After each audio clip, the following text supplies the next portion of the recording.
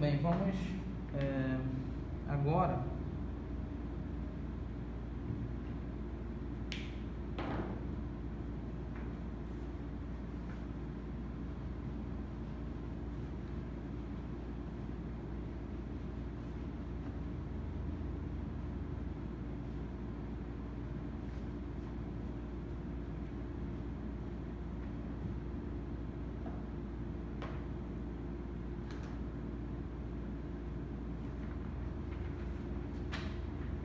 durante uma outra observação importante, durante o processo termodinâmico de transição de fase de estado da matéria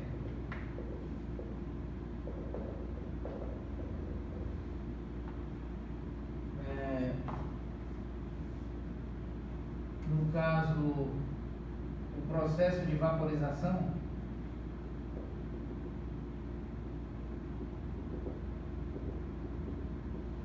então, durante o processo de vaporização, o qual é realizado sob uma temperatura constante de ebulição,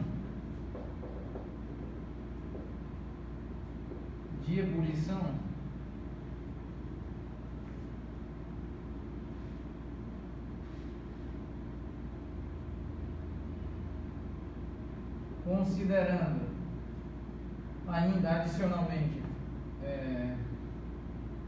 processo sob pressão constante. Então a temperatura é constante, a pressão é constante durante esse processo de vaporização. E essa pressão constante nós podemos indicar aqui, denominá-la como pressão de vapor.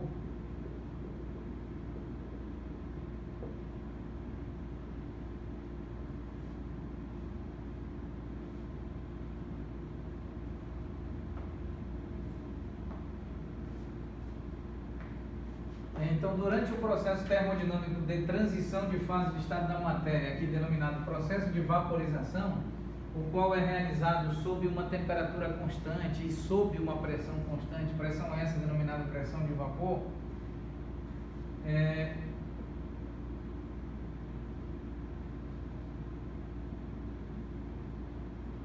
a absorção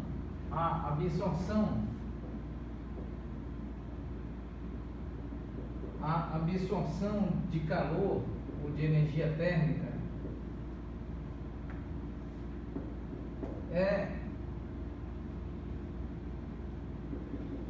útil para aumentar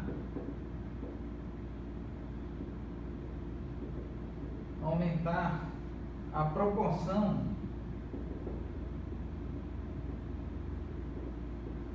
de vapor na mistura.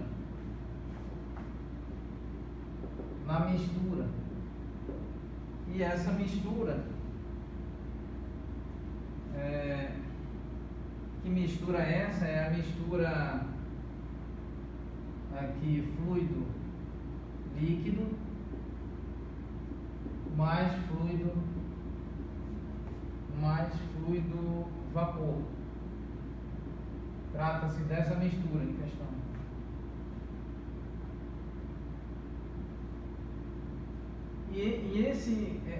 Então, mais uma vez aqui, durante esse processo termodinâmico de transição de fase, esse processo de vaporização, o qual é realizado sob uma temperatura constante e sob uma pressão constante, pressão de vapor, a absorção de calor é útil para aumentar a proporção de vapor na mistura. Que mistura? A mistura fluido líquido mais fluido vapor, citada anteriormente, até que, ou de modo que,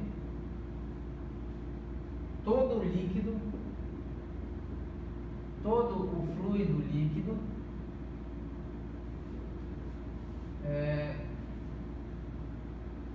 sofra o processo de vaporização. Sofra o processo de vaporização. Então,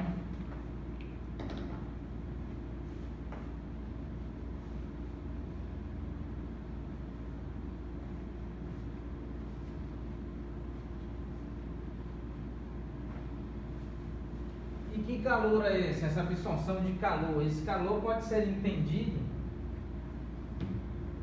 não é? Esse calor aqui que está sendo absorvido nesse processo, esse calor pode ser entendido como calor latente. Latente pelo fato de que está subentendido no processo, não gera variação de temperatura, então não é calor sensível. Esse calor latente é calor latente de vaporização. É o calor útil para gerar o processo de transição de fase de estado da matéria do líquido para o vapor.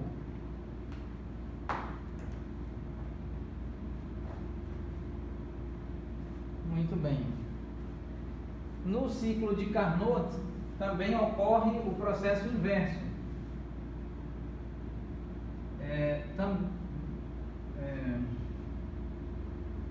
Há uma perda de calor, não é, no processo inverso, não é? Mais uma vez aqui, no ciclo termodinâmico de Carnot,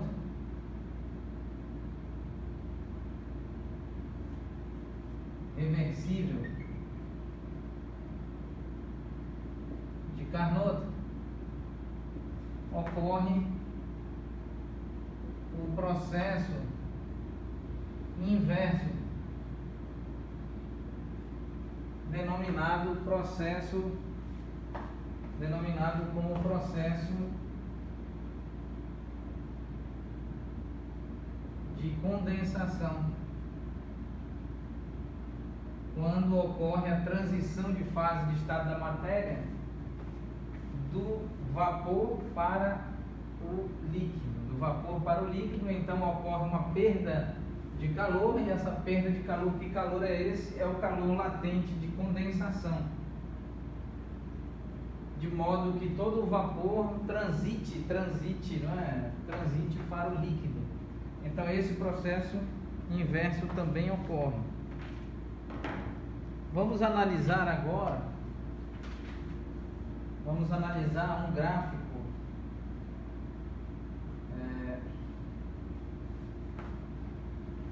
aqui, um gráfico bidimensional, pressão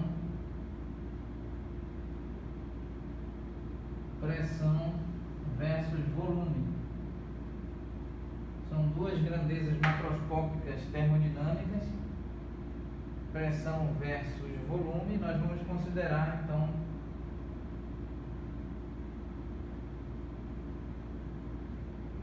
duas isotermas,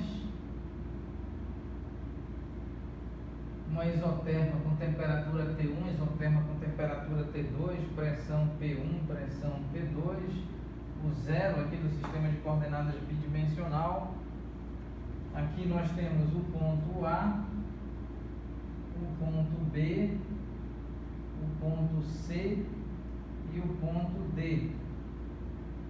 Então, de A para B, de B para C, de C para D e de D para A. Este é um ciclo termodinâmico reversível de Carnot,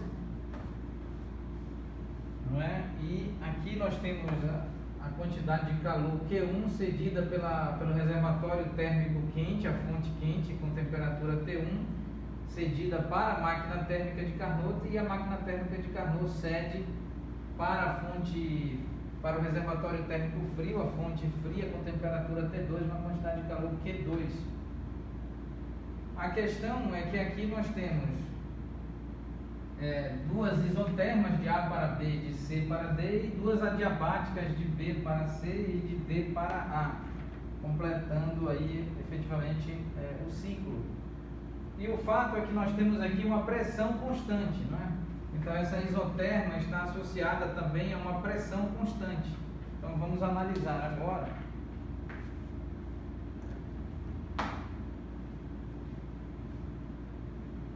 Muito bem, vamos encerrar a aula neste ponto e retomaremos dando prosseguimento à análise.